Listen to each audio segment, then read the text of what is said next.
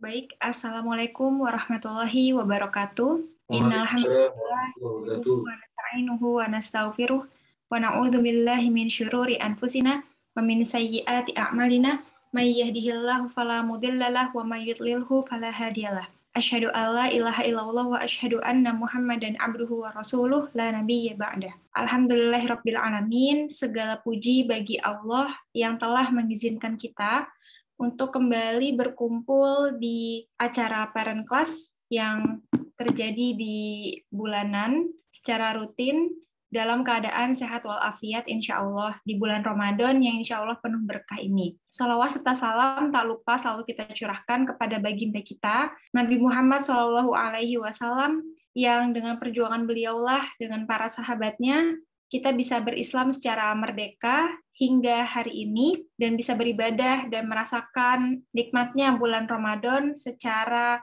nikmat dan aman serta nyaman. Tak lupa kami ucapkan terima kasih kepada seluruh peserta, orang tua santri Andalusia Quranic School yang telah menyempatkan waktunya untuk hadir di acara rutinan kami yaitu Parent Class, yang mana acara ini bertujuan untuk menyamakan sudut pandang antara sekolah dengan orang tua dalam mendidik anaknya. Ketika pendidikan anak di sekolah kita sudah memiliki kurikulumnya tersendiri, maka kami berusaha dari Andalusia Quranic School untuk memberikan sedikit persembahan juga untuk orang tua agar bisa mendidik anaknya juga di rumah sesuai dengan kurikulum yang mungkin bisa menyamai juga dengan yang kita ajarkan di kelas kepada anak-anak Andalusia Quranic School. Pada kesempatan kali ini, di acara Parent Class bulan April, kita mengangkat tema yang terkait dengan bulan Ramadan, yaitu kemubaziran dalam Islam,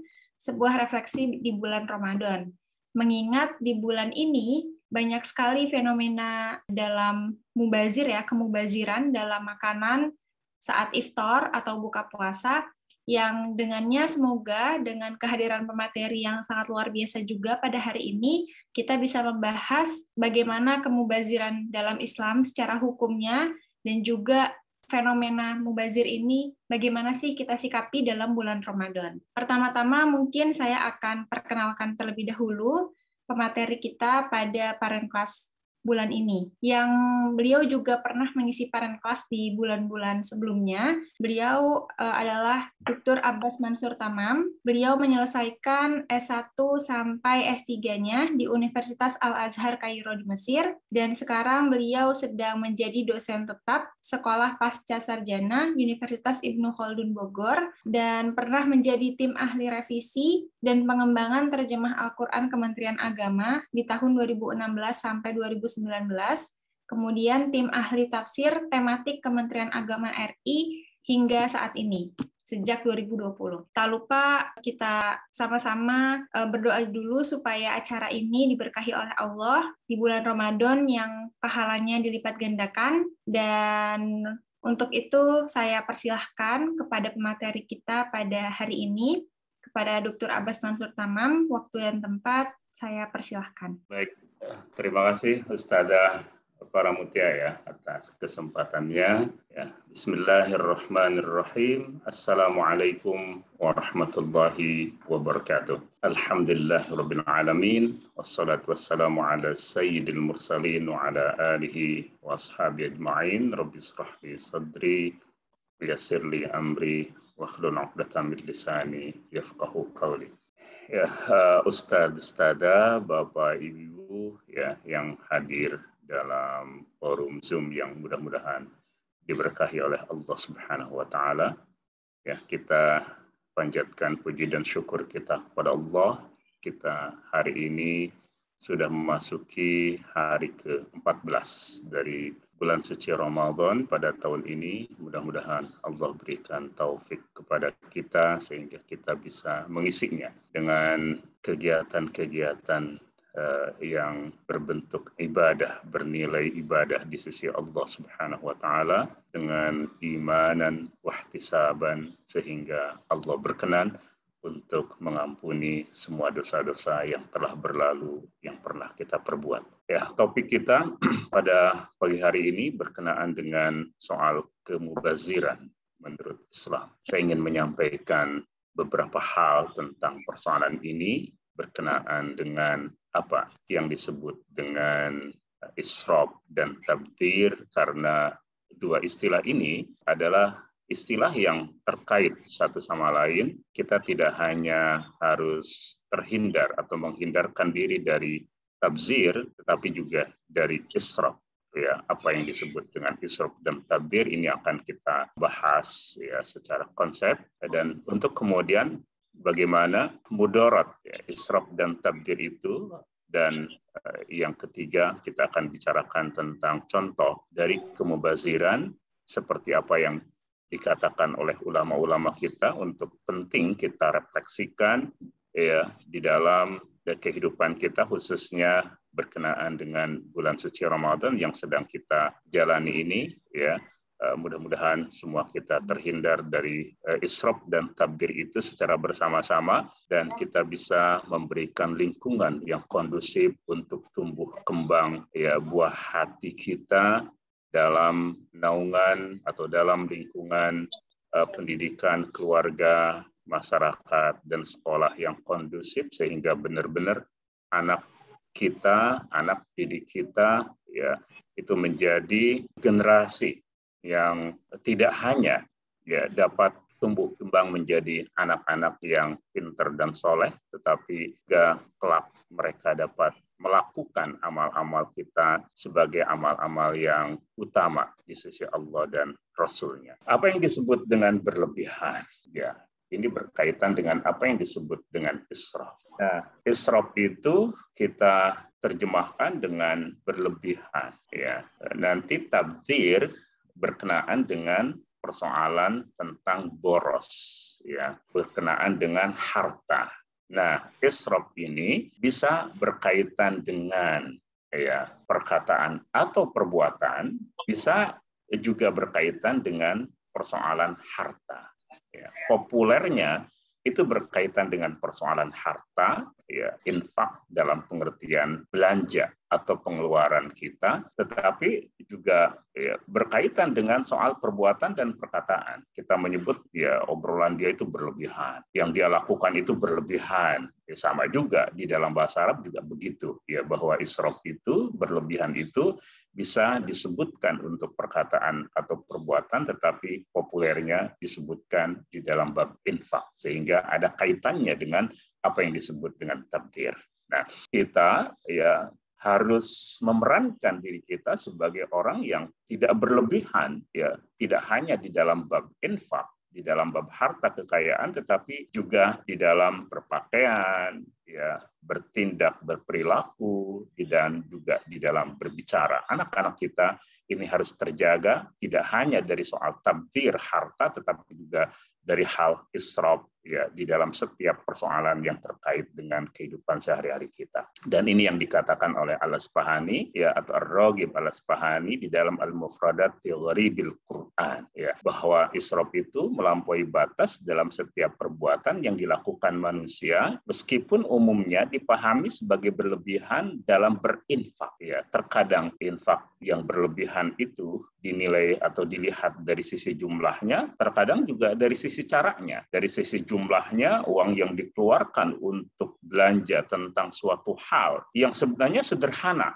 ya, tidak harus mengeluarkan uang sebanyak itu. Nah, ini israf. Tapi juga dari caranya, ya. Caranya itu adalah yang tidak seharusnya dia lakukan. Nah, ini meskipun sedikit tetapi tidak sepatutnya dilakukan, ini juga berkaitan dengan israf atau disebut dengan israf. Bisa juga dalam keburukan, ya, seperti yang dikatakan oleh Sufyan Tsauri, infak tidak dalam ketaatan kepada Allah itu adalah israf meskipun sedikit. Jadi berkaitan dengan persoalan perilaku, ya, tidak sebagai ketaatan, tidak sebagai ibadah, ya. Sebenarnya kita nonton YouTube misalnya untuk sesuatu yang remeh-temeh, ya, itu juga termasuk kategori israf gitu ya. Nonton Ikatan Cinta juga boleh jadi itu termasuk israf itu ya, dilihat 2 kali 3 kali itu israf ya. Nah, Ibnu Abbas mengatakan, siapa yang menginfakkan 1 dirham tidak karena haknya, tidak seharusnya dia infakkan 1 dirham itu, ya dirham itu beda dengan dinar. Ya dinar itu uang emas, dirham itu uang perak. Ya nilainya lebih rendah daripada dinar gitu ya.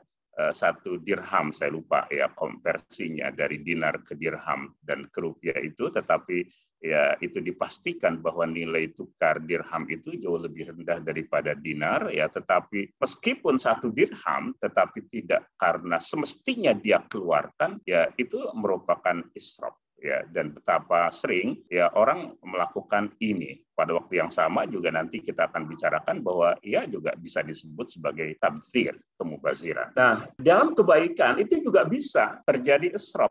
Seperti orang yang menginfakkan semua hartanya. Ya. Sebab di dalam surat Al-An'am ayat 141 Allah Subhanahu wa taala menyebutkan kulu min thamarihi idza asmara. Makanlah buahnya apabila berbuah ya, dan berikanlah haknya atau zakatnya pada waktu memetik hasilnya. Tetapi wala tubadzir wala tusrif. Janganlah berlebih-lebihan, sesungguhnya Allah tidak menyukai orang-orang yang berlebih-lebihan. Innallaha la yuhibbul musrifin. Nah, jadi ini berkenaan dengan infak ya. Infak itu dikeluarkan tetapi tidak secara berlebihan ya. Ketika Rasulullah Shallallahu alaihi wasallam diminta izin oleh sebagian sahabatnya agar sahabat itu bisa mewakafkan hartanya, ingin mewakafkan keseluruhannya, tetapi Rasul Shallallahu alaihi wasallam menolaknya ya, dan kemudian diizinkan sepertiganya.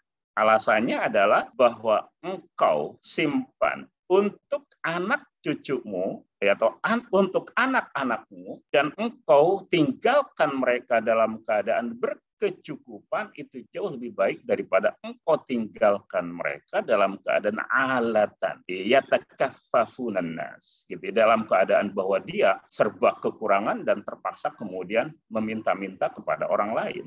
Gitu ya. Tentu yang harus kita lakukan juga jangan ya berlebihan di dalam menyiapkan sesuatu kepada anak-anak kita itu, karena insya Allah mereka juga akan ada rizkinya.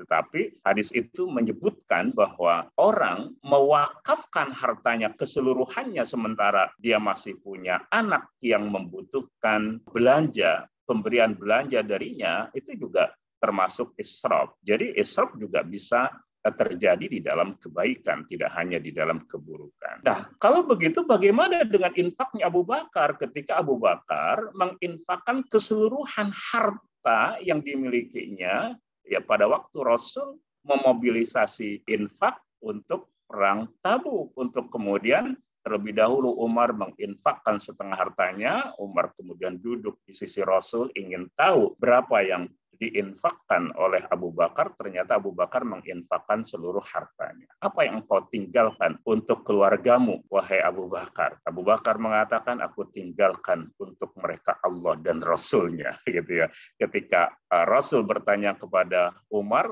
Umar mengatakan, aku tinggalkan untuk mereka setengah dari apa yang aku punya, gitu ya. Nah, ini adalah beda, ya, beda konteks. Beda konteks dalam pengertian apa? Ya, ketika itu memang Rasulullah Shallallahu alaihi wasallam dalam posisi benar-benar membutuhkan biaya untuk logistik ya berangkat ke Tabuk, dan pada waktu yang sama yang melakukan itu Abu Bakar, gitu ya. Abu Bakar itu aman secara pribadi, aman secara keluarga juga aman, itu tidak akan berdampak sesuatu yang negatif terhadap mereka ya. Mereka benar-benar itu sudah jadi bagian yang utuh dari keluarga perjalanan dakwah ya, bukan hanya Abu Bakarnya tetapi juga istri dan anak-anaknya, sehingga ya Rasulullah SAW sebagai sebuah pengecualian ini diterima untuk berinfak atau menginfakkan seluruh apa yang dimiliki oleh Abu Bakar Siddiq. Jadi makomnya berbeda dan kondisinya juga berbeda ya. Bapak Ibu juga kalau memang sudah makom seperti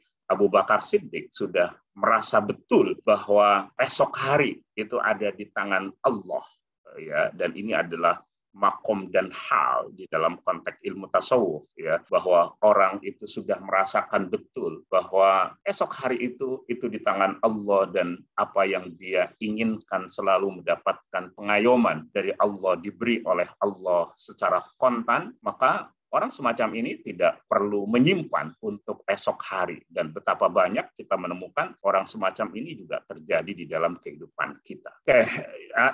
Al-Jurjani di dalam At-Ta'rifat mengatakan bahwa israf itu membelanjakan banyak uang untuk perkara yang tidak bernilai. Satu, ya, tidak bernilai. Yang kedua, melampaui batas di dalam membelanjakan harta. Ya, boleh jadi sesuatu yang dibelanjakan itu bernilai, tetapi ya melebihi dari batas-batas yang semestinya. Ya, seharusnya 1 juta rupiah itu sudah cukup. Wah, ini sampai 100 juta misalnya. Ya, segala persoalan itu dia beli. Nah, ini sungguhnya adalah israf, melampaui batas. Kemudian memakan perkara yang tidak halal, yang haram, yang tidak halal itu pasti israf, pasti tabdzir itu, ya. Memakan perkara yang halal tetapi melampaui batas kewajaran, ini juga adalah israf. Jadi ini yang dikatakan oleh Al-Jurjani, karakter dari israf ini 4, ya. Nah, karena itu maka melakukan perkara yang haram seperti yang tadi itu disebutkan, ini tidak berkaitan dengan soal harta, tetapi soal perilaku. Dan dosa itu ya juga bertingkat-tingkat. Ya. Ada dosa yang dianggap sebagai dosa kecil, meskipun tidak ada yang kecil kalau itu dibiasakan, ya, karena pada akhirnya akan menjadi dosa yang besar. Tetapi ada dosa yang benar-benar kategorinya adalah melampaui batas. Seperti misalnya perbuatan LGBT. Innakum lata'tunar rijala syahwatan min dunin nisa. Sesungguhnya kamu mendatangi lelaki untuk melepaskan nafsumu kepada mereka. Bal antum qaumum musrifun. Ya, bukan kepada wanita, min dunin nisa. Bal antum qaumum musrifun. Malah kamu ini adalah kaum yang melampaui batas. Jadi melampaui batas di dalam kemaksiatan. Bukan berarti bahwa ya perzinahan, ya hubungan yang tidak sah antara laki-laki dengan perempuan yang tidak hak itu tidak disebut dengan israf, karena sekali lagi perkara yang haram itu israf, meskipun itu sedikit, ya, meskipun itu dianggap enteng oleh banyak orang, tetapi dalam hal ini adalah sudah merupakan perkara yang besar, ya, berlebihan pula di dalam perkara yang besar ini juga disebut sebagai israf. Mudah-mudahan Allah jaga diri kita, ya, karena ini menjadi fitnah yang sangat besar terjadi di akhir zaman ini. Mudah-mudahan juga Allah menjaga anak dan keturunan kita dari perbuatan yang melampaui batas ini, dan dosa yang melampaui batas inilah yang memicu terjadinya atau turunnya azab dari Allah wal'iyadu billah. Nah, israf dan tabdzir. Nah, tabdzir itu menyia-nyiakan harta dan menginfakkannya secara berlebihan. Ya, jadi menyia-nyiakan harta dan menginfakkannya secara berlebih-lebihan. Ini yang disebutkan oleh Allah di dalam surat Al-Isra ayat 26. Wa atidzal qurba haqqahu wal miskina wabnis sabil. Berikanlah kepada kerabat dekat haknya, juga kepada orang miskin dan orang-orang yang dalam perjalanan. Wala tubadzir tabdzira, janganlah kamu menghambur-hamburkan hartamu secara boros. Ya, nah ini juga berlaku, ya, tadi berkaitan juga dengan israf ketika berkaitan dengan harta, ya, maka wala tubadzir tabdzira bisa memang haknya, tetapi melampaui batas disebut juga dengan tabdzir, gitu ya.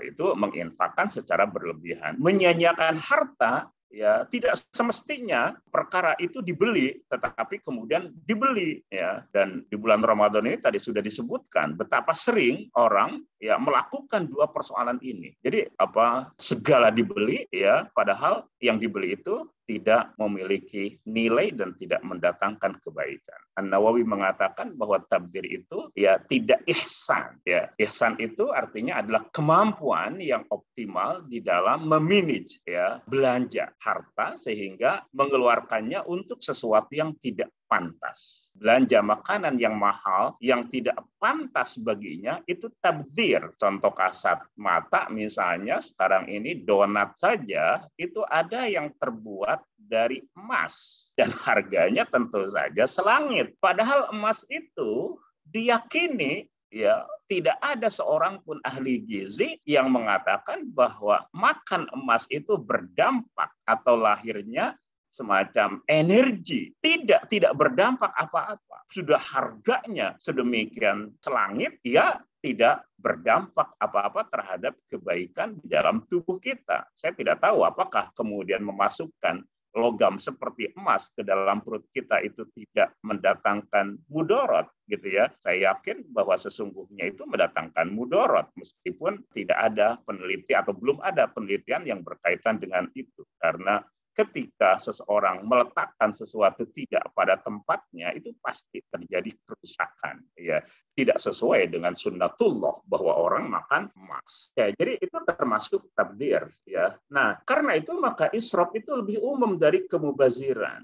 Kemubaziran terjadi ketika menginfakkan harta secara berlebihan, demikian juga ketika melakukan kemaksiatan atau ya sesuatu yang diinfakkan itu tidak secara benar. Ya. Israf lebih umum karena disebutkan untuk perkara yang melampaui batas berkenaan dengan harta atau yang lain. Seperti tadi pembicaraan, gitu ya, obrolan, sikap dan perbuatan dan lain sebagainya. Ya. Meskipun kemudian Ibnu Abidin di dalam Hasyiah Raddul Mukhtar mengatakan sesuatu yang unik, ya, dan ini sangat dekat antara israf dan tabdir adalah bahwa kemubaziran dia mengatakan populer dipahami sebagai israf. Jadi antara tabdir dan israf itu ya dua hal yang tidak bisa dipisahkan. Perbedaannya, israf mengeluarkan harta untuk sesuatu yang baik tetapi melebihi kepantasannya, sedangkan tabdir mengeluarkan sesuatu pada perkara yang tidak semestinya. Ya. Oke, ini adalah bagian dari konsep apa yang tadi kita bicarakan. Karena itu apa yang disampaikan oleh Ibnu Abidin tidak lepas dari apa yang tadi kita diskusikan atau bicarakan. Baik, itu yang pertama, Bapak Ibu. Yang kedua adalah keburukan israf dan tabdir. Ini penting agar kita ya bisa terkendali. Ya, untuk persoalan pertama adalah ingat bahwa sifat seorang mukmin adalah tidak berlebihan di dalam mengeluarkan jumlah uang.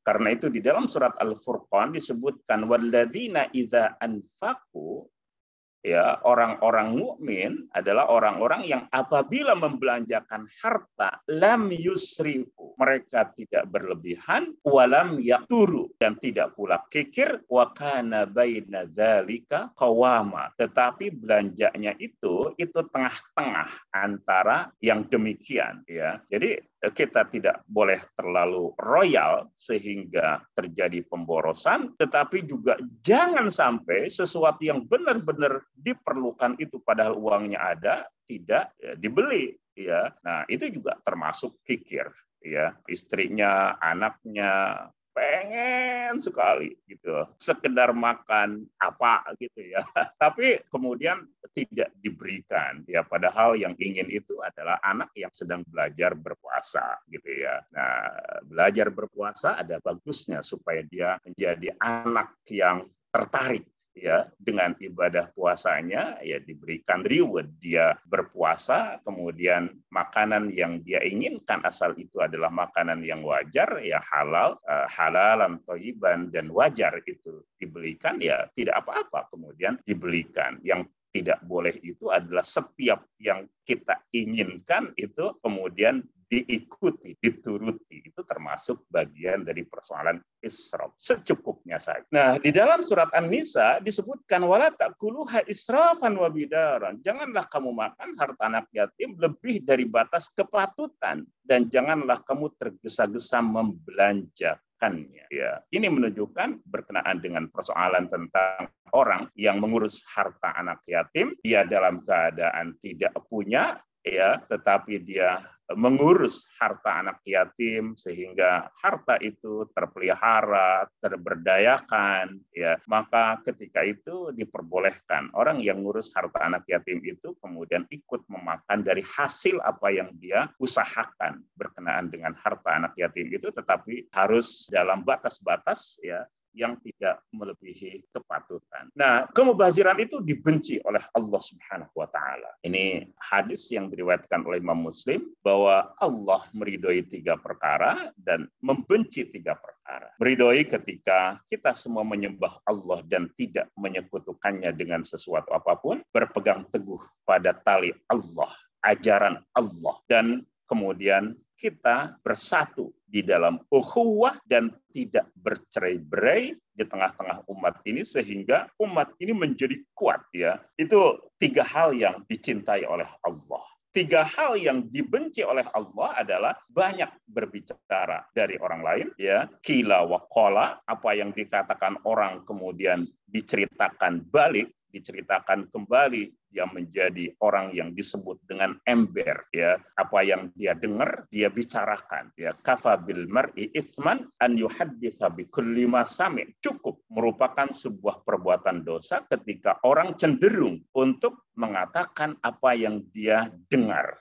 Jadi setiap yang dia dengar, dia ceritakan. Itu adalah perilaku yang dibenci oleh Allah Subhanahu wa taala. Kemudian banyak bertanya, wa kathratus su'al, tetapi bukan bertanya tentang ilmu, karena bertanya tentang ilmu itu terpuji, ya. Di dalam sebuah hadis diceritakan bahwa ni'ma an-nisa'u nisa'ul ansor lam yamna'hunnal haya'u 'anis su'al. Sebaik-baiknya ibu-ibu ya adalah ibu-ibu Ansor. Mereka tidak malu untuk bertanya tentang persoalan ilmu, ya. Nah, dari situ maka banyak bertanya itu adalah pertanyaan yang tidak patut ditanyakan, ya. Sebenarnya tidak harus ditanyakan, tetapi kemudian ditanyakan, orang kemudian menjadi jengkel karena sebenarnya yang dia tanyakan itu tidak memiliki arti. Dan yang ketiga yang dibenci oleh Allah itu adalah menyia-nyiakan harta, idha'atal mal. Karena itu maka ia termasuk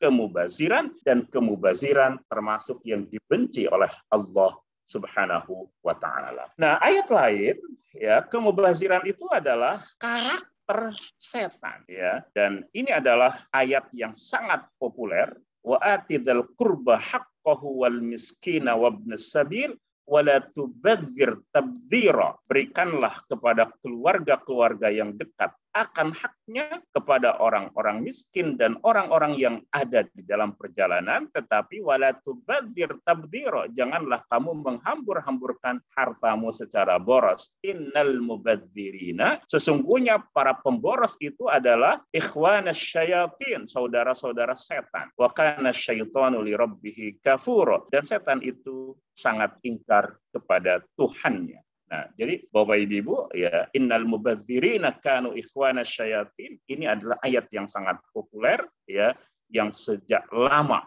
kita Bapak Ibu pasti mendengar persoalan ini, bagaimana kemudian kita merefleksikan tentang karakter-karakter yang tidak, atau karakter-karakter yang tidak terpuji pada setan itu, jangan sampai karakter-karakter itu terjadi pula ada di dalam diri kita, karena akan digolongkan oleh Allah sebagai saudara-saudaranya setan, ya. Nah, bahaya ya israf dan tabdzir ini juga terjadi pada badan dan pada agama kita. Saya mendapat satu athar dari Umar bin Khattab ditulis oleh Ibnu Abi Dunya di dalam satu kitab yang beliau tulis, judulnya adalah Al-Ju', ya, lapar, ya. Ini lapar itu ya bukan sesuatu yang negatif, ya. Yang negatif itu kelaparan gitu ya.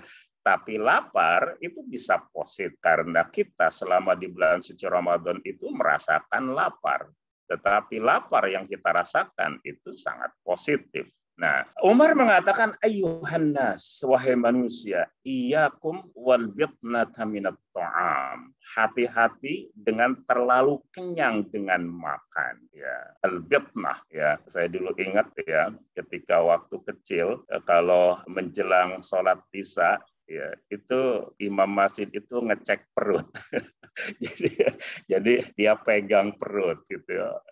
Ingat waktu itu karena segala dimakan, maklum waktu itu ya doang juga belajar puasa gitu ya. Maka komentar dia itu, oh itu ya perutnya keras katanya.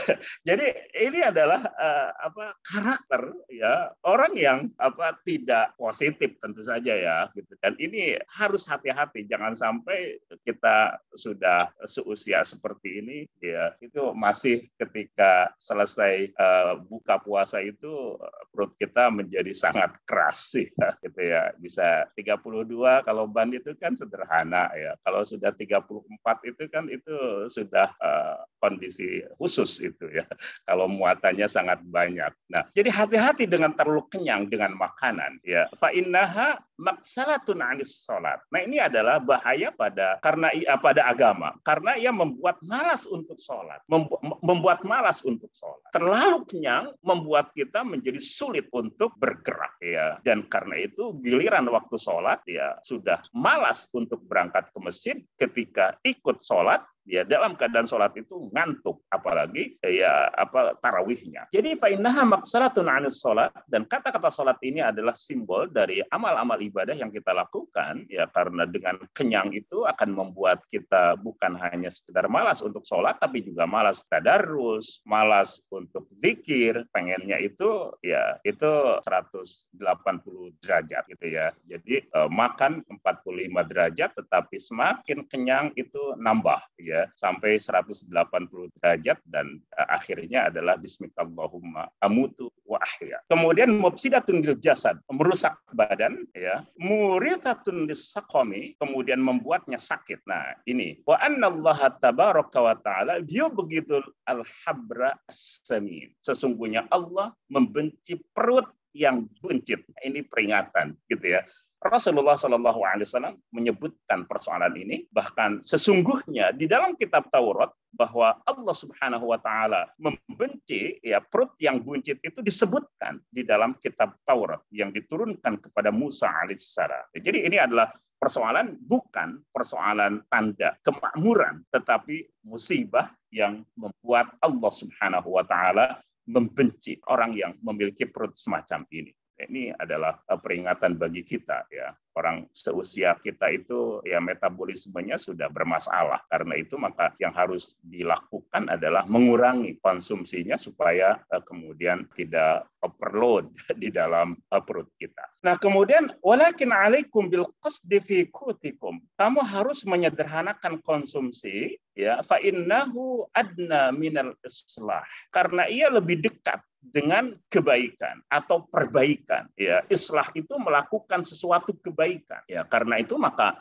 ketika perut itu tidak terlalu berat, tidak terlalu penuh, maka potensi kemampuan kita untuk melakukan segala bentuk kebaikan itu semakin tinggi, semakin besar, speednya itu semakin kencang. Wa ab'adu minas saraf ya, dan lebih jauh dari sikap israf, berlebihan. Wa aqwa ala ibadatillah, lebih kuat untuk melaksanakan ibadah kepada Allah Subhanahu wa taala ya. Karena itu bagaimana Rasulullah Shallallahu Alaihi Wasallam memilih agar satu hari kenyang, di hari yang lain itu lapar, sehingga puasa yang dilakukannya adalah puasa sunnah Daud alaihissalam atau puasa Daud alaihissalam. Dan ini adalah contoh yang terbaik sesungguhnya, meskipun secara teoritis itu kita tahu ya, dan secara praktis itu menjadi perkara yang kita rasa itu sangat berat ya. Saya dulu itu punya teman yang biasa kumpul-kumpul ketika mahasiswa itu di musim panas itu ya, ketika kumpul itu dia tidak makan, tidak minum ya. Padahal itu musim panas bulan Agustus, September, Oktober itu luar biasa. Maka ketika itu ditanya,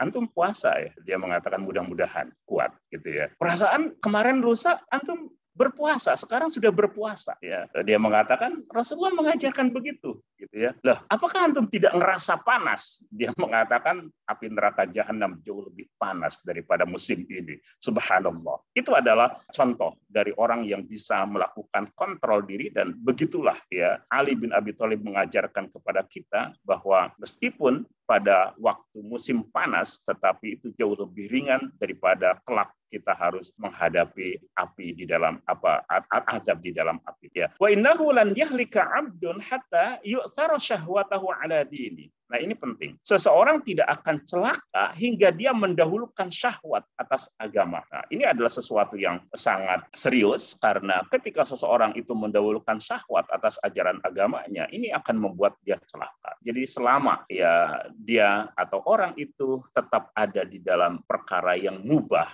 ya insya Allah dia tidak akan mendatangkan hal-hal yang bisa mencelakakan dirinya. Ya. Oke, ini bahaya berlebihan pada badan dan agama. Ya, para ahli kemudian menyebutkan bahwa ketika seseorang itu melakukan puasa Daud, maka yang akan terjadi adalah bahwa sel-sel kanker yang mungkin itu bisa muncul itu kemudian dihilangkan ya dengan laparnya. Jadi lapar itu membunuh sel-sel kanker yang bisa tumbuh di dalam diri kita, dan itulah sebabnya mengapa Rasulullah SAW ya diceritakan di dalam sejarah sakitnya hanya terjadi 2 kali saja ya, termasuk yang sakit pada waktu menjelang tiba ajalnya ya. Karena itu ada 2 hadis berkenaan dengan imam pada waktu imam itu dalam keadaan berdiri duduk. Yang pertama adalah imam duduk, makmum harus duduk. Nah, itu berkenaan dengan sakit pertama ya. Yang kedua, imam duduk tapi makmum berdiri. Nah, itu berkenaan dengan sakit menjelang Rasulullah SAW datang ajal ya. Jadi 2 momen itu saja Rasulullah SAW diceritakan sakit sepanjang hidupnya setelah beliau memasuki usia akil balik. Ya, karena sebelum akil balik ya diceritakan Rasulullah SAW dalam keadaan kecil juga pernah sakit. Oke, jadi itu adalah kata-kata Umar bin Khattab ya.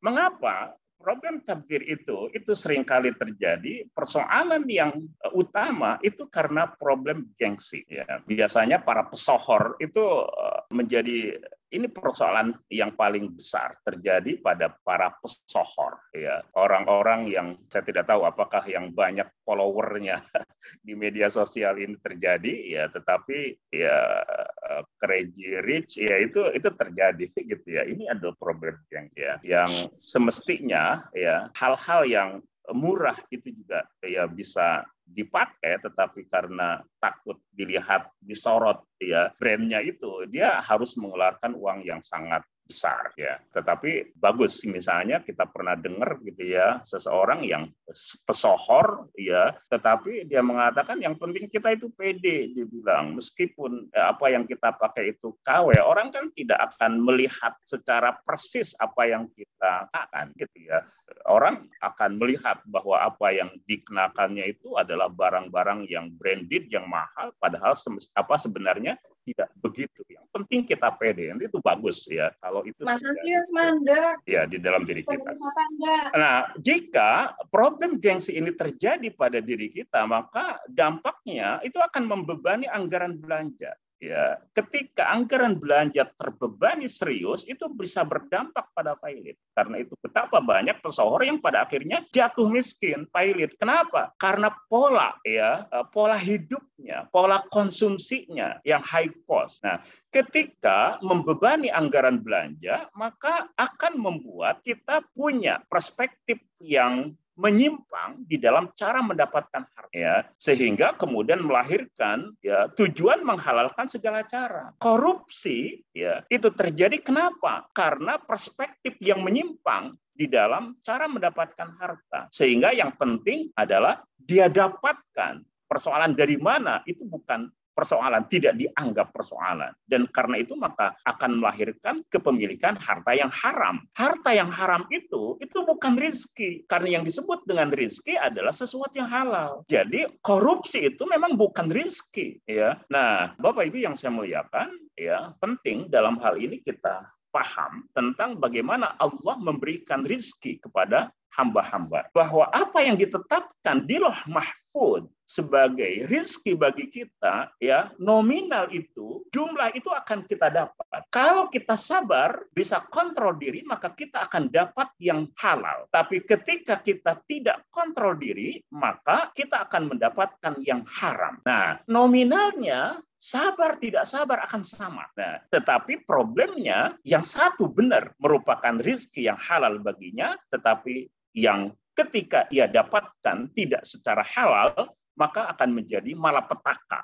ya, dan itu bukan rizki baginya. Ali bin Abi Thalib suatu hari memasuki masjid dan dari rumahnya membawa seekor keledai. Seekor keledai itu ada talinya, ya, tali keledai. Beliau masuk masjid, dia titipkan atau beliau menitipkan keledainya itu kepada seseorang, ya. Maka ketika beliau keluar dari masjid, beliau mendapati keledainya, orangnya sudah tidak ada, ternyata tali keledai itu juga sudah raib. Maka beliau kemudian mendatangi tukang loak yang ada di sekitar masjid dan didapati talinya itu, ya, itu ada pada toko loakan, ya. Maka dia bertanya, kapan kamu dapatkan tali keledai ini? Dia mengatakan, baru saja saya beli, ya. Dari siapa? Saya tidak tahu, ya. Ada orang yang membeli, yang menjualnya saya beli. Berapa kamu beli? Saya beli, ya, dengan uang 1 dirham. Ali bin Abi Thalib mengatakan, subhanallah, saya sudah menyiapkan uang 1 dirham untuk dia sebagai balasan, sebagai upah dia megang keledai saya. Karena dia tidak sabar, maka dia dapatkan 1 dirham itu dengan cara yang haram, ya, dan itu bukan rezeki tentunya. Nah, ketika harta haram itu didapat, maka kullu lahmin nabata an sukhtin fannaru aula bihi. Setiap daging yang tumbuh dari barang haram, neraka lebih utama baginya. Jadi ini problem, ya, bukan hanya problem tentang bagaimana dia mendapatkan nutrisi yang seharusnya halalan thayyiban, tetapi akan berdampak pada tumbuhnya kecenderungan di dalam diri orang yang memakan harta yang haram itu, ya, kecenderungan yang negatif, kecenderungan yang menyimpang. Ya, karena itu maka ketika kita melihat, ya, seseorang itu memiliki perilaku yang menyimpang, maka yang harus dievaluasi sesungguhnya adalah apa yang biasa dikonsumsinya. Kalau dikonsumsinya itu adalah sesuatu yang dikonsumsinya itu adalah halal, maka insya Allah perilaku yang menyimpang itu tidak terjadi. Ketika terjadi penyimpangan di dalam perilaku, maka dimungkinkan penyebab utamanya adalah pola konsumsi yang haram itu. Dan ketika itu terjadi, maka doa-doanya itu tidak akan dikabulkan oleh Allah, ya. Wa mat'amuhu haram, wa malbasu haram, wa ghudhiya bil haram, fa anna yustajabu lah. Orang yang ketika apa yang dimakan, diminumnya, isi perutnya haram, yang dipakainya haram, yang dilakukannya adalah perkara yang haram, maka fa'anna yustajabulah. Bagaimana mungkin doa-doanya itu akan dikabulkan oleh Allah Subhanahu wa taala? Karena itu ketika Sa'ad meminta kepada Rasul agar didoakan dia menjadi orang yang doa-doanya itu dikabulkan, jawaban Rasulullah SAW, atib mat'amaka takun mustajaban doa. Perbaiki isi perutmu, maka niscaya doa-doa kamu itu akan dikabulkan oleh Allah Subhanahu wa taala. Nah, yang terakhir, ya, Bapak Ibu semua, adalah contoh kemubaziran. Mari kita refleksikan persoalan ini, ya, berkenaan dengan apa yang terjadi di dalam kebiasaan-kebiasaan orang pada musim Ramadan ini. Saya mengutip, ya, karena kata-kata ulama-ulama kita itu luar biasa, itu sangat bernas, gitu ya, sehingga setiap kalimatnya itu memiliki makna yang luar biasa, dan karena itu maka kita coba refleksikan ini, ya, tentu sesuai dengan waktu yang tersedia, ya. Berlebihan di dalam makanan dan pakaian. Muhammad bin Al-Hasan Asy-Syaibani mengatakan termasuk israf orang yang makan lebih dari kenyang, gitu ya. Subhanallah, ya, kita makan kenyang terus, ya. Berarti ini termasuk israf, lebih dari kenyang. Karena ketika seseorang makan sepertiga dari isi perutnya itu sesungguhnya itu sudah, ya, bisa membuat dia atau sudah membuat dia kenyang, dan itu sudah bisa membuatnya itu bertahan, ya, sampai kemudian jadwal makan berikutnya tiba. Tetapi ketika orang itu makan dan lambungnya itu menjadi penuh, ya, bahkan kemudian dipres, gitu ya, sedemikian rupa, ya, itu adalah termasuk bagian dari israf. Rasulullah SAW membagi isi dari lambung kita itu, dari perut kita itu, sepertiga makan, sepertiga untuk minum, gitu ya, dan kemudian sepertiga lagi untuk, ya, oksigen, udara yang masuk sebagai napas kita. Nah, ini adalah pola hidup yang sehat dan tidak berlebihan. Kemudian memperbanyak aneka perkara yang mubah. ya semuanya mubah gitu ya, boleh dimakan ya. Tapi luar biasa, macam-macamnya itu luar biasa, banyaknya. Kalau buah-buahan itu benar-benar wakawa'iba, wafakihata wa'abba gitu ya. Benar-benar buah-buahan itu segala macam buah-buahan itu disajikan ya di atas meja makan rumahnya ya, boleh gitu ya, tapi itu adalah termasuk yang israf ya. Nah, meletakkan macam-macam makanan di atas meja lebih dari yang diperlukan untuk makan ya. Sebenarnya yang bisa dimakan itu ya berapa persen sih gitu ya, tapi ini disiapkan sedemikian banyak ya. Jadi kalau misalnya kita melihat ya pola konsumsi ya, orang-orang Arab misalnya gitu ya, dan seringkali postingan itu masuk ke media sosial kita, itu bisa kita lihat bagaimana mereka makan hanya beberapa orang, tetapi satu kambing itu utuh di atas meja, dan mereka kemudian ngambil sesuatu yang mereka anggap itu adalah daging yang paling enak saja, habis itu kemudian sudah mereka tinggalkan. Apakah sisanya itu ya itu dimanfaatkan ya, seringkali mereka mengatakan bahwa sisanya itu sudah mereka buang. Jadi kemubaziran benar-benar jadi ya. Nah, seringkali ya dalam batas-batas tertentu di meja rumah makan, di meja makan rumah kita juga terkadang itu ya, anak ada berapa, masing-masing itu punya keinginan ya, keinginan anak itu bisa mencukupi keseluruhannya, tetapi setiap anak yang punya keinginan dituruti keinginannya sehingga berlebih, pada akhirnya sampai ke waktu subuh ya, sahur itu ternyata tidak terkonsumsi ya, tidak juga bisa diberikan kepada orang karena orang juga sedang berpuasa, hingga pada akhirnya dibuang, dan itu adalah kemubaziran. Makan dari tengah makanan dan mengabaikan pinggirnya ya. Jadi makan itu yang sunnah adalah dari yang terdekat dan dari pinggirnya ya. Ketika makan dari pinggirnya maka keberkahan itu akan terjadi. Nabi menyebutkan bahwa keberkahan itu datang dari tengah ke pinggir, sehingga ketika makan itu diambil dari pinggir maka semua makanan yang kita konsumsi itu akan dapat keberkahannya. Kalau diambil dari tengahnya maka kita langsung itu ke pusat berkahnya, sehingga ketika yang pinggir-pinggir itu tidak dimakan, itu akan menjadi ya, atau dimakan, maka itu kemudian kehilangan berkah gitu ya. Nah, yang tidak boleh itu adalah makan langsung dari tengahnya kemudian pinggirnya itu dibiarkan. Nah, ini menjadi kemubaziran, dan itu yang tadi diceritakan bahwa banyak orang Arab itu memiliki kebiasaan seperti ya. Kita biasanya memang ambil makanan di piring gitu ya, sehingga kita ambil sesuatu yang memang bisa kita makan, tapi anak-anak kita harus kita ajarkan bagaimana mereka mengambil makanan itu untuk ya ukuran yang memang bisa mereka makan, bisa mereka konsumsi. Jangan sampai kemudian makanan diambil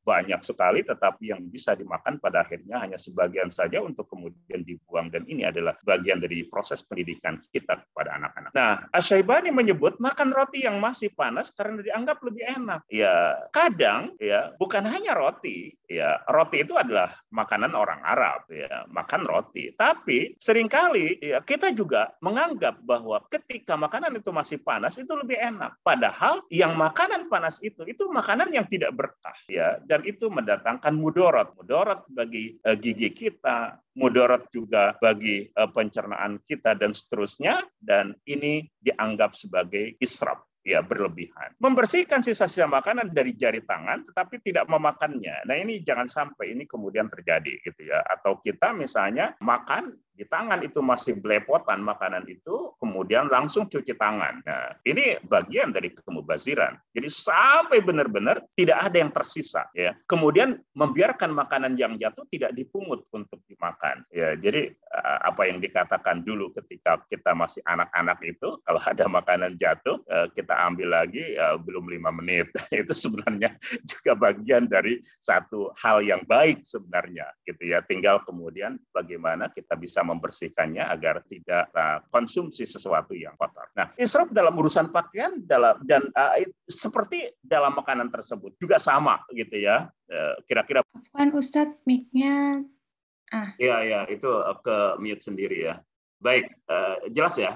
Suaranya sampai? Sampai Ustadz. Baik ya, baik. Ya, jadi ini juga berlaku di dalam hal berpakaian, gitu ya. Tinggal kita analogikan apa yang berlaku untuk makanan, juga apa yang kemudian berlaku untuk pakaian, gitu ya. Nah, Lebaran ya musim pakaian baru, gitu ya. Ya tidak ada masalah kita membelikan anak-anak kita secukupnya, ya.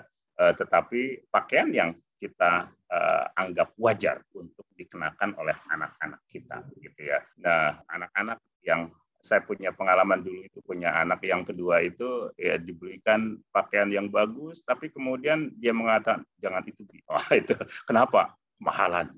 Wah, subhanallah, saya bilang kamu kenal itu kemahalan itu. Akhirnya alhamdulillah saya diingatkan, gitu ya, dan anak itu ya apa adanya, alhamdulillah. Nah, jangan terlalu kenyang, ya, jangan terlalu kenyang. Dalam sebuah hadis yang diriwayatkan oleh Imam Bukhari itu diceritakan dari Ubaidillah, ya, kata Ubaidillah ini penting karena di dalam hadis itu di tengah-tengahnya, di dalam matannya itu ya disebutkan Ubaidillah ini. Dari Ubaidillah, dari Nafi, dari Ibnu Umar. Ya, Rasulullah SAW bersabda, orang mukmin makan dengan satu lambung, tetapi orang kafir atau munafik. Nah, ini rawi itu mengatakan, "Fala adri ayyuhuma qala Ubaidillah." Jadi Ubaidillah itu mengatakan orang kafir atau lambung orang kafir atau lambung orang munafik. Itu makan dengan 7 lambung, begitu. Maksudnya adalah ya makan luar biasa, gitu ya. Nah, jadi seorang mukmin itu ya ingat bahwa ya'kulu fi mi'an wahidin. Dia makan itu dengan satu lambung dalam pengertian ya secukupnya, gitu ya. Karena itu maka ingat jangan terlalu kenyang. Nah, perhatikan apa manfaat dunia dan akhirat. Manfaatnya dunia dan akhirat. Ini saya kutip dari Al-Mawardi di dalam Nasihatul Muluk. Ya, barangkali juga ditulis oleh Imam Al-Mawardi di dalam Nasihatul Muluk karena ini adalah nasihat untuk para raja. Ya, pada waktu itu ya pada dinasti Abbasiyah akhir ya pada abad ke-5 Hijriyah, ini kemubaziran itu sudah merajalela terjadi di lingkungan istana, dan karena itu salah satu yang dinasehatkan oleh Al-Mawardi adalah kata-kata ini, termasuk tabdzir adalah membelanjakan harta untuk sesuatu yang tidak ada manfaatnya di dunia, ya, dan tidak mendatangkan pahala di akhirat, ya. Mainan anak-anak juga ini termasuk yang harus kita kontrol. Biasanya anak tertarik dengan satu mainan, dia memainkannya hanya dalam waktu 1 atau 2 hari. Setelah itu kemudian dia lupa dan tidak lagi tertarik. Ya. Karena itu maka bagaimana kita sebagai orang tua itu bisa mengontrol keinginan anak pada mainan itu supaya anak-anak terbiasa, ya. Tidak setiap apa yang menjadi keinginannya itu kemudian kita turut, karena jika setiap keinginan anak dituruti maka akan berdampak pada lembeknya mental anak sehingga anak bisa gampang jatuh ketika mendapati sesuatu keinginannya tidak terpenuhi. Bahkan di dunia membuatnya tercela dan di akhirat mendapatkan dosa. Nah, membelanjakan harta pada perkara yang haram seperti untuk minuman keras, melakukan fahisyah, ya, keburukan laki-laki dan perempuan, memberikannya pada orang-orang sufaha, ya. Saya tidak berani menerjemahkan kata sufaha di dalam teks ini. Ya, intinya adalah yang disebut dengan sufaha adalah orang-orang bodoh, orang-orang yang ya memiliki tingkat kecerdasan yang membuatnya itu tidak bisa melakukan kontrol diri. Tetapi kata-kata sufaha oleh Al-Mawardi di sini disebutkan seperti penyanyi, gitu ya, tukang permainan, tukang akrobat dan komedian. Ini disebut oleh Al-Mawardi sebagai sufaha, gitu ya. Ketika itu ya para raja itu barangkali juga mendekati dengan apa yang biasa, ya, itu terjadi pada hari ini, bahwa para penyanyi itu termasuk orang-orang yang punya profesi yang sangat glamor karena mereka biasa menghibur pada masyarakat kelas atas seperti di istana dan para pejabat negara. Maka Al-Mawardi mengatakan membelanjakan uang sekedar untuk kemudian mendatangkan baik ya penyanyi, kemudian komedian, sekedar kita kemudian bisa ketawa ketiwi, ya itu adalah sesuatu yang masuk dalam kategori tabdzir, ya, karena tidak mendatangkan kebaikan di dunia ya tidak pula kemudian datangkan pahala di akhirat. Nah, yang terakhir adalah kriteria jauh dari kemubaziran itu seperti apa? Ya, urusan ekonomi disikapi dengan akidah bahwa harta kekayaan yang kita dapatkan itu adalah pemberian dari Allah Subhanahu wa taala, syariat berkenaan dengan soal halal dan haram, dan akhlak bagaimana kita membelanjakan ya uang yang kita dapatkan itu sesuai dengan apa yang dikehendaki, diridhoi oleh Allah dan Rasul-Nya. Menghindari keangkuhan dan kesombongan, karena seringkali keangkuhan dan kesombongan itulah yang membuat seseorang itu membeli pakaian, makanan, atau apapun aksesoris di dalam hidup ini ya dengan harga yang sangat tinggi, kemudian konsumsinya dalam batas pertengahan dan kewajaran, ya yang penting sehat, yang penting enak, ya yang penting halalan thayyiban gitu, dan kemudian pola konsumsinya benar, sehat dan dewasa. Nah, ini yang kemudian disebut dengan halalan thayyiban. Kenapa disebut sehat benar gitu ya? Karena ar-rusydu ya al-istihlak ar-rusyd di dalam bahasa Arab. Ya, pola konsumsi yang benar dan dewasa. Kenapa dewasa? Ya, misalnya, mengapa makanan-makanan yang disukai oleh anak-anak itu adalah makanan-makanan yang sebenarnya kita seringkali kategorikan sebagai junk food, misalnya. Nah, kalau orang tua masih senang dengan makanan-makanan semacam itu, maka pola konsumsinya itu tidak dewasa. Ya, karena semakin kita berumur, ya semakin kita dewasa, pola konsumsi kita akan memilih yang halalan thayyiban. Ya, oke, ya karena itu sadar dengan usia, sadar dengan kapasitas diri. Ya, konsumsinya dalam batas-batas syara sesuai dengan apa yang dihalalkan atau dimubahkan di dalam ajaran agama, menjauhi perkara yang haram dan tidak menimbun dalam keadaan normal. Ya, dalam keadaan tertentu misalnya, ya dalam keadaan sulit, ya dalam keadaan perang misalnya di Ukraina misalnya, ya. Nah, itu kan boleh jadi ya orang membutuhkan ya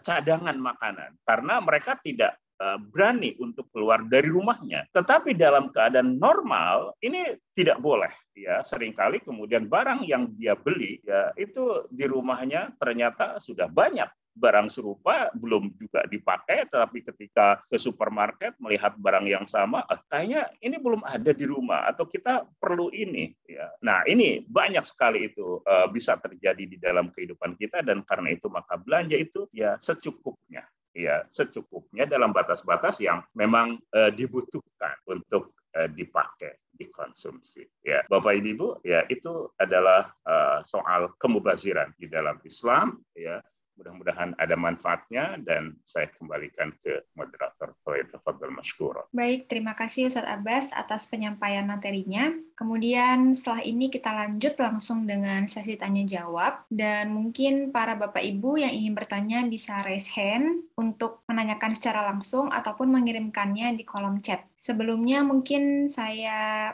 mulai dulu ya dengan pertanyaan dari saya sendiri. Jadi Ustadz, saya pernah membaca sebuah pernyataan di artikel Islam yang berkata bahwa sebetulnya ada hikmah dari kenapa kita harus makan secara cukup saja dan membagi perut kita dengan bagian-bagian yang sudah disebutkan untuk air, udara, dan makanan.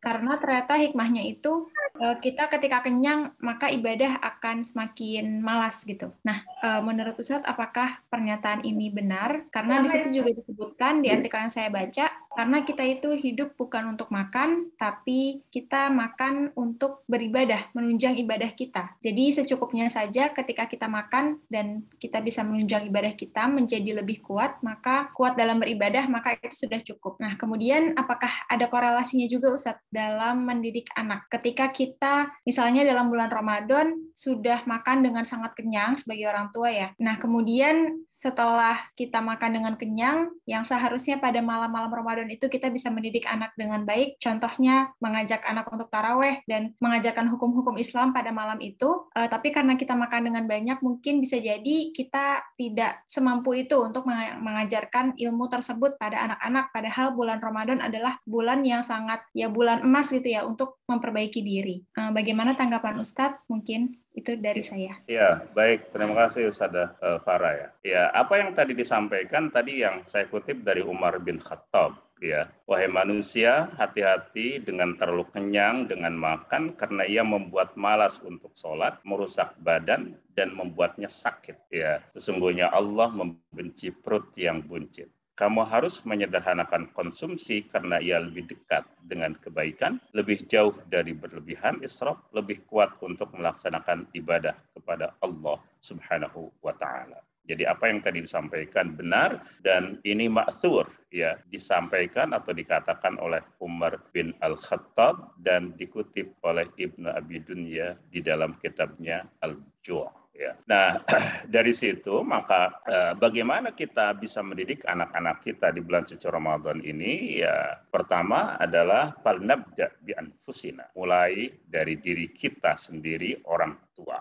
Ya, kita berikan contoh kepada mereka bagaimana kita bisa mengontrol kadar makanan, kadar minuman yang masuk ke dalam perut kita. Karena kalau kita orang tua tidak bisa memberikan contoh, anak tidak mungkin ya atau sulit bisa dibayangkan anak melakukan sesuatu yang benar ya, sementara makan minum itu apalagi yang enak-enak adalah sesuatu yang disenangi oleh anak-anak kita. Ya, dari situ maka berikan contoh. Ya, kita mampu memberikan atau mengimplementasikan di dalam kehidupan sehari-hari kita, khususnya di bulan suci Ramadan ini, maka dimungkinkan kita bisa mengajak anak. Ya, karena itu maka ada makanan pembuka, misalnya ya secukupnya makanan pembuka itu disajikan di atas meja makan rumah kita, ya, untuk kemudian kita ajak dulu anak-anak untuk melaksanakan sholat maghrib, ya.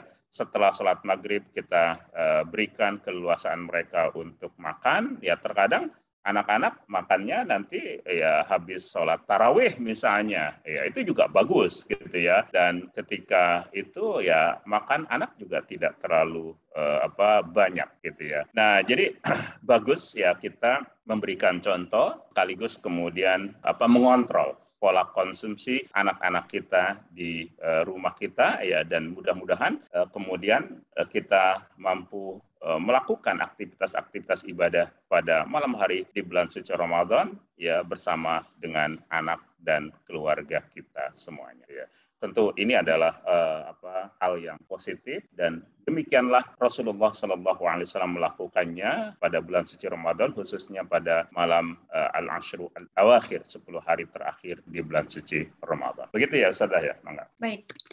Oke, mungkin kita lanjut lagi Ustadz ke pertanyaan berikutnya. Ini ada pertanyaan yang menarik juga. Assalamualaikum Ustadz, gimana hukumnya kita makan dari sisa makan dari keluarga kita, istri ataupun anak-anak yang tidak habis, karena kalau nggak dimakan mubazir Ustadz, sehingga kita kekenyangan karena makan sisa-sisa itu. Ya. Tapi kalau nggak dimakan juga mubazir. Mubazir ya. Nah ini juga problematik mungkin Ustadz dalam keluarga. Ya, itulah yang harus pinter-pinter kita. Ya, ini juga biasanya terjadi ketika kita makan di luar misalnya gitu ya. Makan di luar semuanya itu sudah disiapkan masing-masing satu porsi, sementara ketika anak makan ya itu tidak habis ya.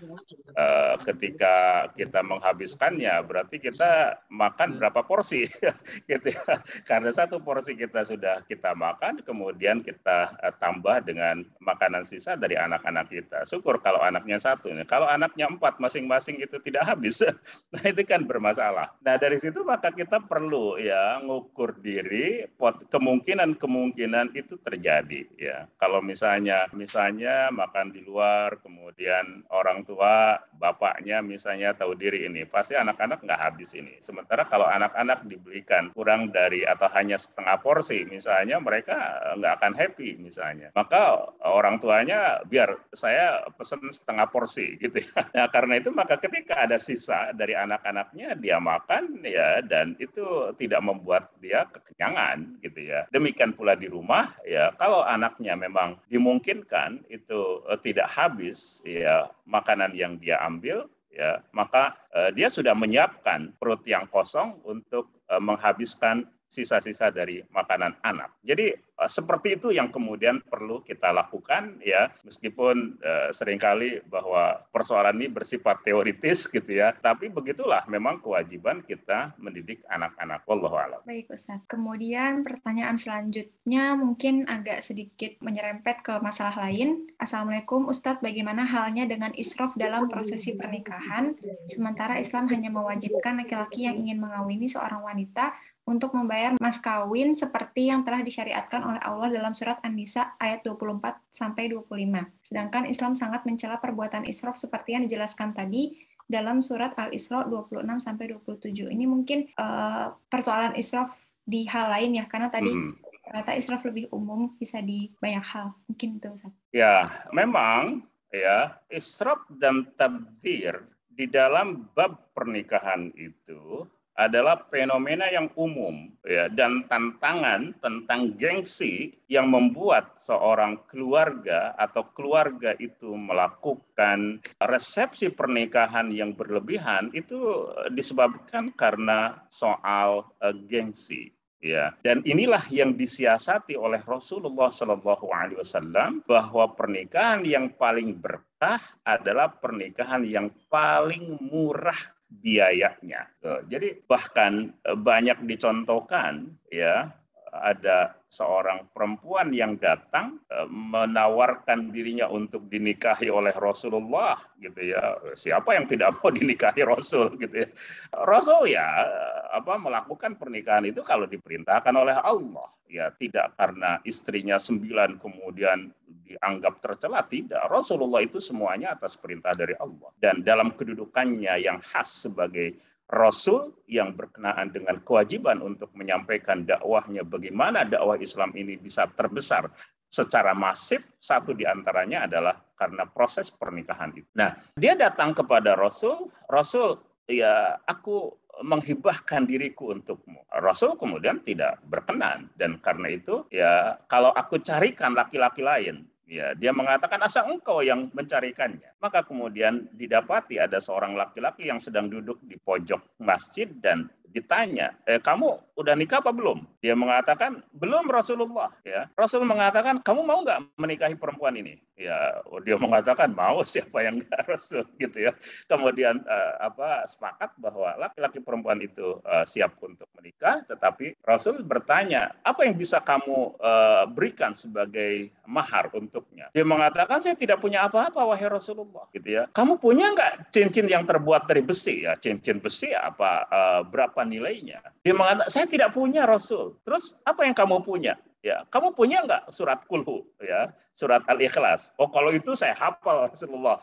Maka maharnya itu adalah surat Al-Ikhlas. Nah, jadi ini contoh tentang kesederhanaan ya di dalam bab pernikahan ya.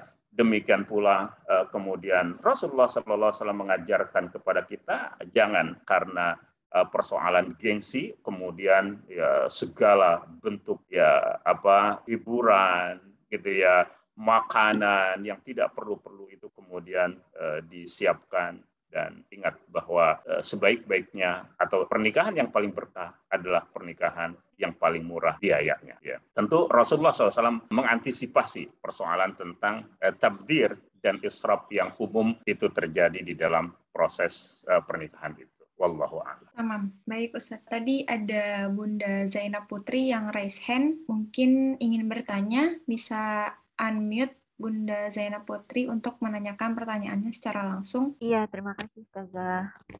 Assalamualaikum. Assalamualaikum warahmatullahi wabarakatuh. Ya, silakan Ya, Bunda. Assalamualaikum Ustaz. Assalamualaikum warahmatullahi. Afwan Ustaz, ini kan fenomenanya pas banget nih sama mau kita hari raya gitu ya, dan di bulan Ramadan ini. Kan sebagai ibu-ibu nggak bohong lah, kita pengennya di tiap buka puasa itu menyediakan yang terbaik yang bisa kita punya gitu ya. Bahkan kalau bisa semua jajanan kita beli lah gitu Ustaz istilahnya. Anaknya mau apa, ada 3 anak ya 3 jajanan gitu. Terus misalnya apalagi pas mau lebaran, kue lebaran itu seakan-akan jadi sesuatu yang wajib ada di meja walaupun nggak ada yang doyan. Di satu rumah itu nggak ada yang doyan makan. Tapi seakan-akan kalau ada tamu kan gak enak, nggak ada kuenya gitu. Nah, yang saya mau tanyakan, batasan antara kapan kita dikatakan berlebihan gitu ya Ustaz untuk menghadapi fenomena ini, dengan batasan sebenarnya kita mampu tapi kita nggak mau beli gitu. Tapi itu kan ada juga kita nggak boleh terlalu kikir atau terlalu pelit untuk diri sendiri gitu dan keluarga. Itu sih Ustadz pertanyaan saya. Gimana ngebatasinnya? Kapan kita dikatakan terlalu berlebihan dan kapan kita dikatakan terlalu pelit juga untuk diri sendiri? Terima kasih Ustadz. Assalamualaikum. Assalamualaikum warahmatullahi wabarakatuh.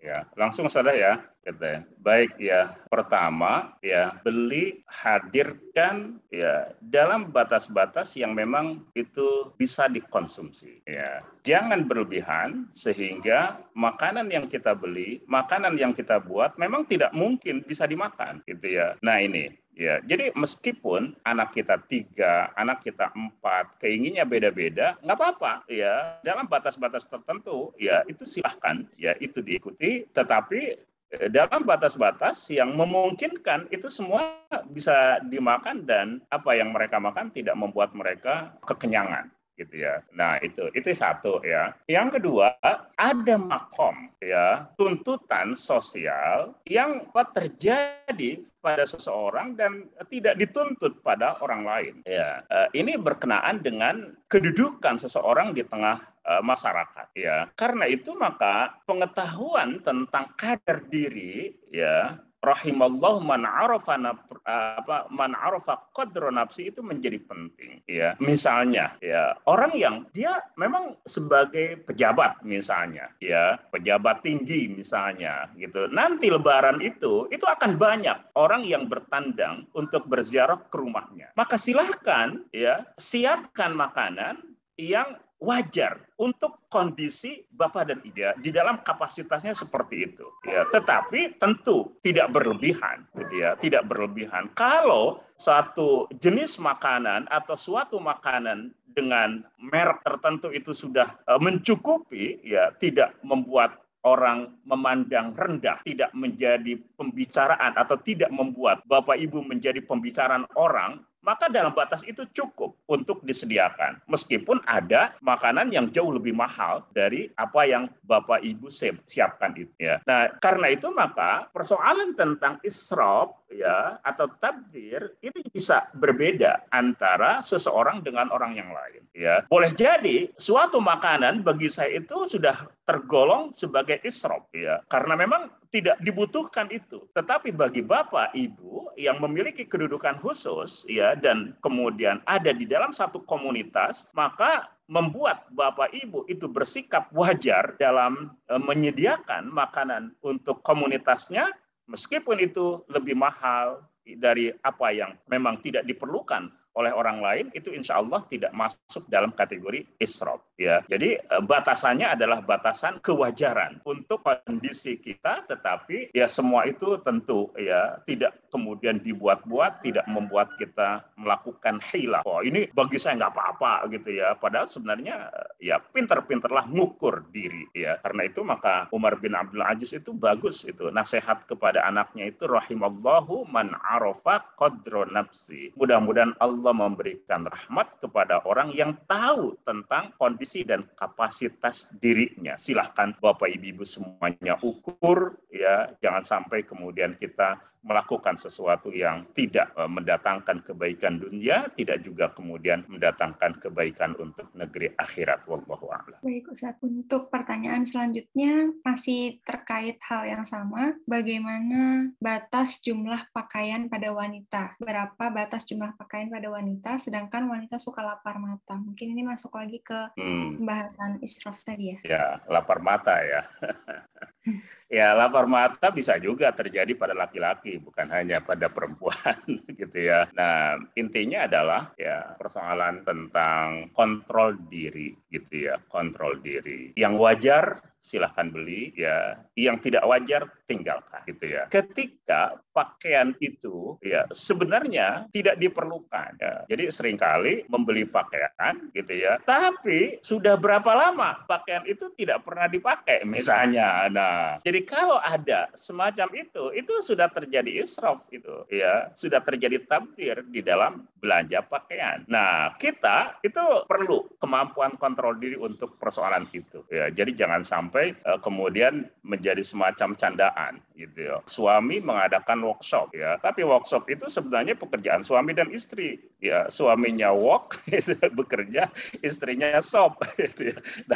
Nah, itu jangan sampai itu terjadi, gitu ya. Insya Allah ini tidak terjadi pada ibu-ibu ini, gitu ya. Jadi intinya adalah kemampuan kontrol diri, gitu ya. Kemudian lihat apakah itu memang benar-benar diperlukan atau tidak. Ya. Kalau hanya sekedar keinginan, jangan setiap keinginan kita dituruti. Karena ketika kita menuruti semua keinginan kita, itu kategorinya sudah israf. Baik, Ustaz. Mungkin satu pertanyaan terakhir sebelum kita foto bersama dan menutup acara ini dari Bapak Akbar Sugiharto. Assalamualaikum Ustadz, izin bertanya. Tadi Ustadz menyampaikan materi berkaitan dengan mental, terutama mental anak-anak di era zaman now ini, khususnya kita kaum muslimin. Pertanyaannya, bagaimana menanamkan mental kepada anak-anak usia sekolah dasar dan sekolah lanjutan pertama SMP berkaitan agar mental mereka kuat, tangguh, dan selalu cinta dan melaksanakan ajaran-ajaran yang sudah ditanamkan oleh Rasulullah. Terima kasih Ustadz. Mungkin bisa dikaitkan juga dengan tema kita pada hari ini, Ustadz, tentang mental untuk juga tidak mubazir gitu. Ya. Untuk sabat dalam Islam. Ya, pertama adalah perlu keteladanan. Ya, berikan keteladanan dari orang tua untuk bersikap wajar, ya, tidak israf, tidak berlebihan, dan tidak membelanjakan harta pada sesuatu yang tidak diperlukan. Itu satu, ya. Harus terlihat ada karakter kesederhanaan di dalam diri orang tua, ayah dan ibunya. Itu satu. Yang kedua adalah perlu pembiasaan, ya. Isbiru wasabiru, ya. Kita punya kesabaran dan kesabaran kita surplus di dalam mendidik anak-anak sehingga anak-anak kita terbiasa untuk melakukan apa yang menjadi ketentuan di dalam agama kita sesuai dengan contoh yang diterima dari Rasulullah Shallallahu Alaihi Wasallam. Dan ini adalah ya sesuatu yang bersifat kontinu terus-menerus. Karena itu tidak hanya isbiru, tetapi wasobiru. Kenapa? Karena membutuhkan proses musabaroh, gitu ya, di mana kesabaran itu harus terus dirawat, dijaga, dan tidak karena ada persoalan-persoalan psikologis di dalam diri kita membuat kita kemudian lengah dengan proses itu. Ya. Disitulah kontinuitas pembiasaan itu harus kita lakukan terhadap anak-anak kita di dalam bab ibadah, di dalam bab pola konsumsi. Ya. Yang ketiga adalah kita tingkatkan ya kesadaran dan pengetahuan mereka, anak-anak kita, berkenaan dengan apa yang menjadi bagian dari ajaran di dalam agama kita. Ya, tidak cukup bahwa mereka belajar di sekolah, tidak cukup mereka belajar di madrasah, di masjid, tetapi juga harus kita berikan pemahaman itu kepada anak-anak kita, karena boleh jadi ya sekolah mengajarkan apa yang memang tertuang di dalam kurikulum. Ya, madrasah, masjid, ya itu menyampaikan apa yang dipikirkan oleh ustadznya, ya, dan boleh jadi itu tidak seperti apa yang terjadi dalam kehidupan anak-anak kita. Oleh karena itu maka orang tua yang mu'ayasyah, hidup bersama-sama dengan anak-anak kita, tahu plus minus dalam diri anak-anak kita, dan atas dasar itulah apa yang perlu kita sampaikan kepada mereka. Kita sampaikan. Jangan sampai anak membutuhkan pemahaman itu sementara kita tidak memberikannya, ya sekolah dan madrasah juga tidak memberikannya. Ya, saya kira itu 3 persoalan yang penting untuk kita lakukan sebagai pendidikan bagi anak-anak kita. Wallahu a'lam. Baik Ustadz, karena juga sudah waktu untuk mengakhiri dan insya Allah tidak ada pertanyaan lagi ya dari Bapak dan Ibu sekalian, mungkin kita bisa mulai untuk akhiri. Sebelumnya saya ucapkan terima kasih kembali kepada Ustadz Abbas yang telah memaparkan materi secara luar biasa dan juga menjawab seluruh pertanyaan dengan lugas dan juga jelas bagi kami semua.